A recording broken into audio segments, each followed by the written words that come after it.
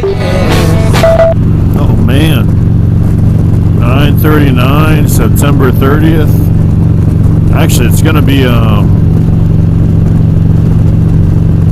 8:39 here in a bit because we're heading west, just west of Tallahassee in Florida on I-10, heading to Pensacola. I'm gonna see the Lassen family and a couple other people from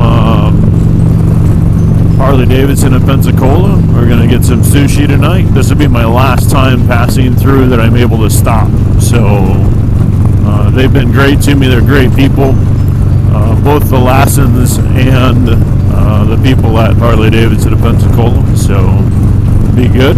I'm going to stop at, it's called, it's a pet store, but it's called Panhandle Exotics.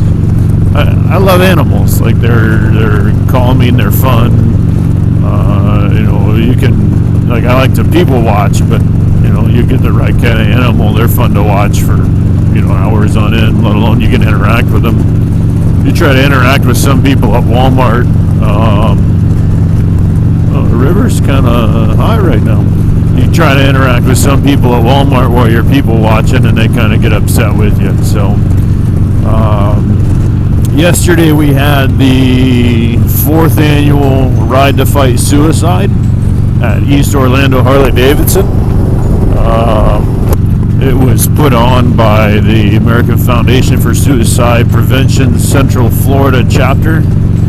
And Terry and Wayne, the volunteers for the Afsp, did an amazing job along with Crystal from East Orlando Harley. She works for the 4 dealerships for Orlando Harley-Davidson. So thank you all for that. They had over $15,000 raised and 200 bikes. That's 3 times the size, both donation-wise, roughly 3 times the size donation-wise, and 3 times the bikes that they had previously last year. So that's awesome because that means that the awareness is getting out there. People realize this is becoming a bigger problem, or it's become a big problem, huge problem. I call it an epidemic. So it was great to see. It was a good ride, 50-mile ride too. Then come back for some good barbecue. It was a good time. It was awesome. I got to meet some amazing people that are also doing some amazing things. I got to talk to one lady. That's what I wanted to talk about. It kind of came into an analogy. I've been thinking about it, how to word it for a while now. Right now, I'm riding around. I have 1 motorcycle. I have 1 key and 1 key fob. Actually, I think I have 2 keys. I don't know. We'll deal with that later. But I have 1 key, 1 key fob on my key ring. And typically, when I'm home, I have 2 keys because I have my lock. So 2 keys, 1 key fob on my key ring. That's it. Typically, when I'm home, I have the house key, the truck key, the other truck key, locks for the trailers, toolbox lock for one of my toolboxes, gun safe lock. I mean, I have a plethora of keys on my key ring. I call them my janitor key ring. I've gotten to the point, now where I leave the bike keys in a safe place, and if I take a different bike, I take that. Same with the truck keys. So I'm kind of trying to keep some of the keys off of it. Don't risk scratching vehicles, all that. But you can understand, you have the janitors, especially when I was going to school, and not all the locks were keyed the same. They had different type locks, all that. You got this big old key ring, and he might not even know, or she might not even know exactly which key does what. You got to try them, a couple of them sometimes, And mental health is the same way.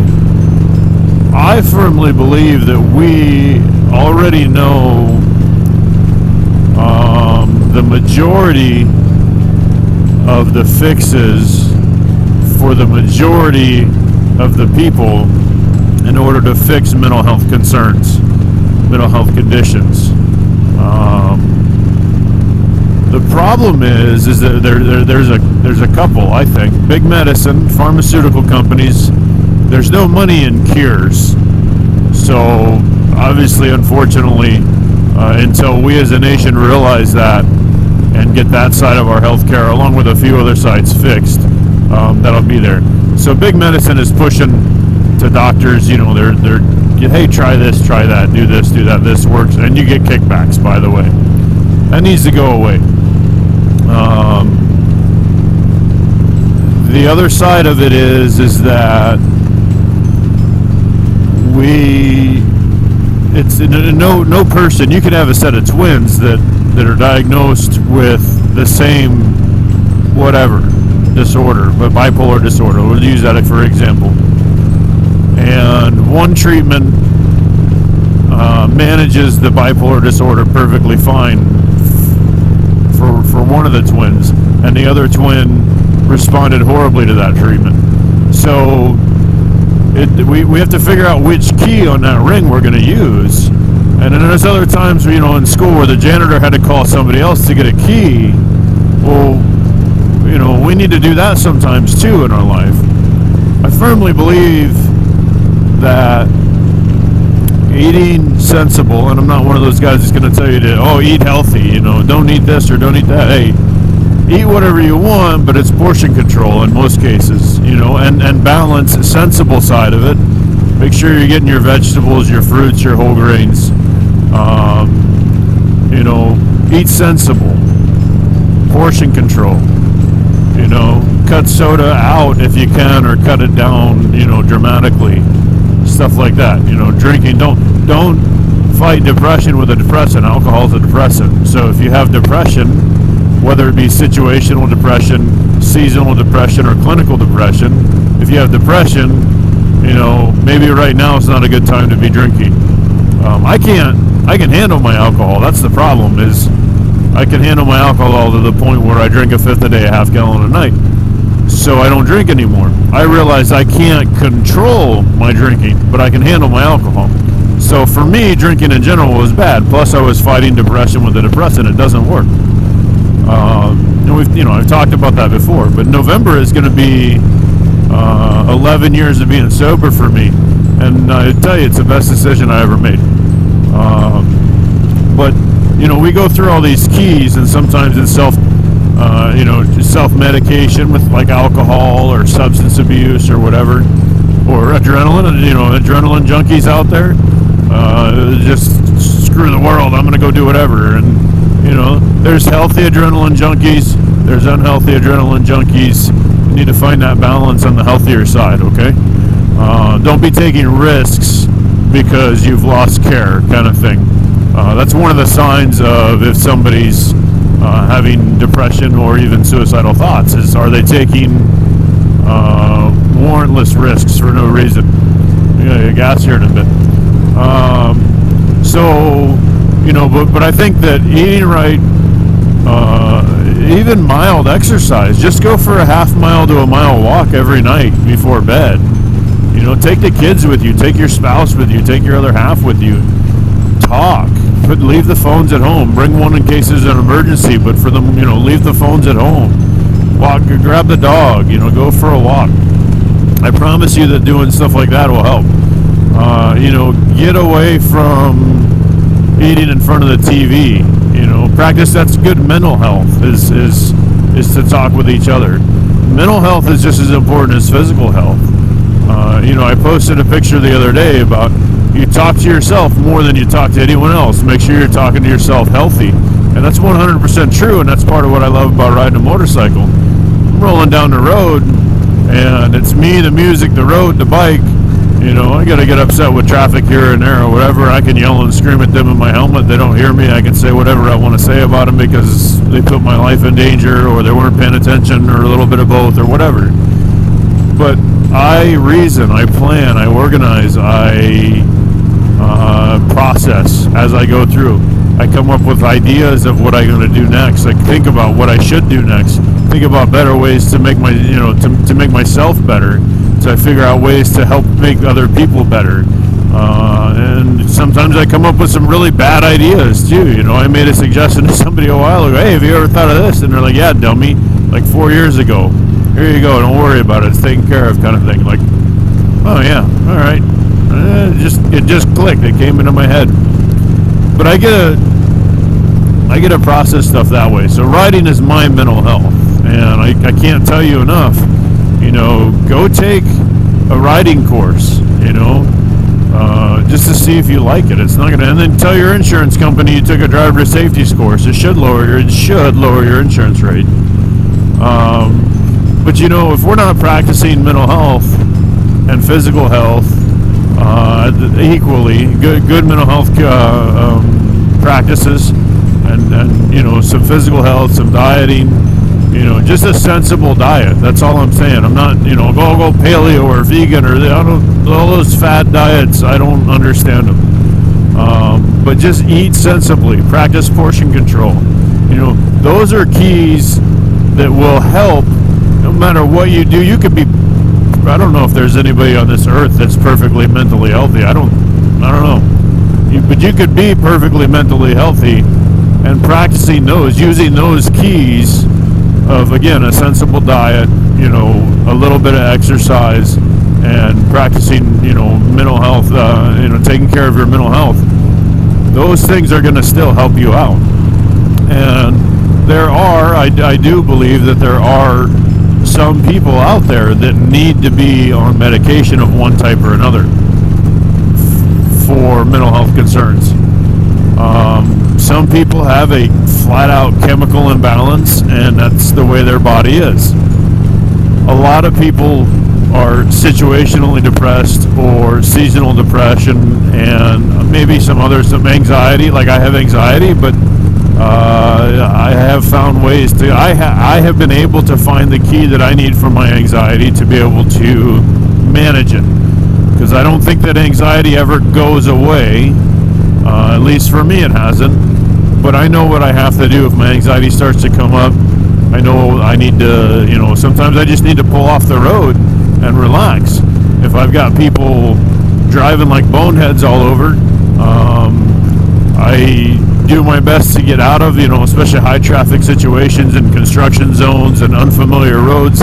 I do my best to get out of that traffic cell. And if I need to get off the highway or, get off the back roads in some cases, and take a break, I do. I take a break, I have some water, I go take a leak, I gas back up, maybe call a friend and relax a little bit. That's what I do, So I have learned the key for my anxiety. Does that mean that my anxiety still doesn't bother me occasionally? It still does, and like I said, then I have to manage it. That's the way it is. Some stuff is easier for people to manage, some stuff is harder. But again, we need to find that key. We need to carry around that janitor's key ring.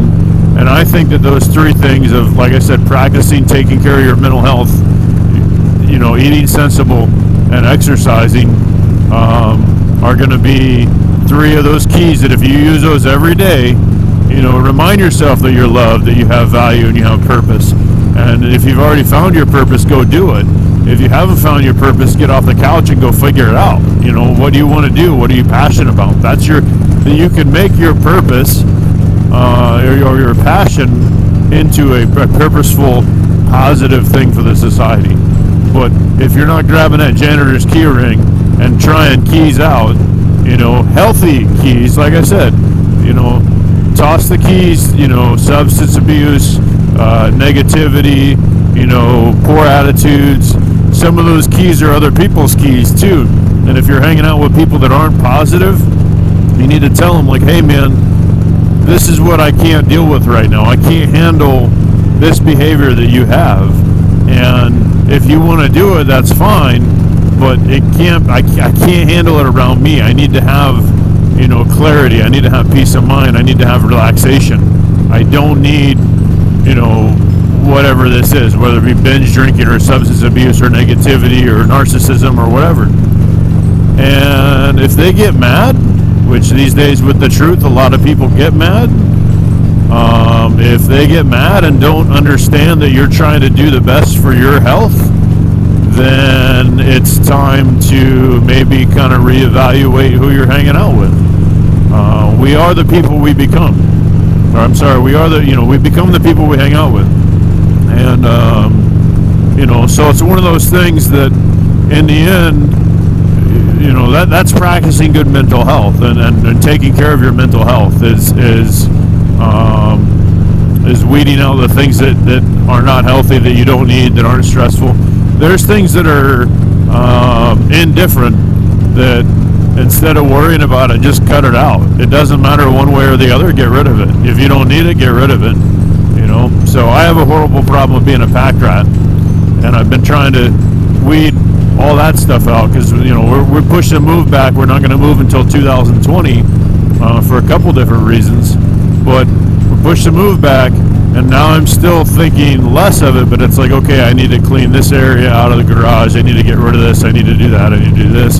But I can kind of slow that down and not have to worry about, I need to do all this right now.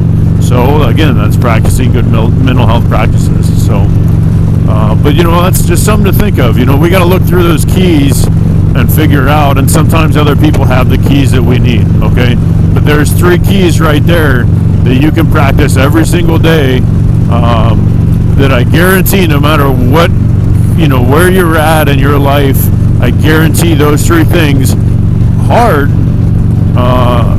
in some cases easy, but for the most part, especially portion control, sensible diet, and then being mentally positive to yourself, those are hard, especially if you're stuck in a rut or a habit where you weren't doing those things. So, but I guarantee, no matter who you are, if you practice those 3 things, then life will get better, and life will be easier. All right. So that's all I got. I'm gonna get some gas here, and then we're gonna get back on the road and go see some aminals. But remember, you are loved. Okay, you do have value, and you do have purpose. Get off the couch and go find it. That's all I got. Have a great day.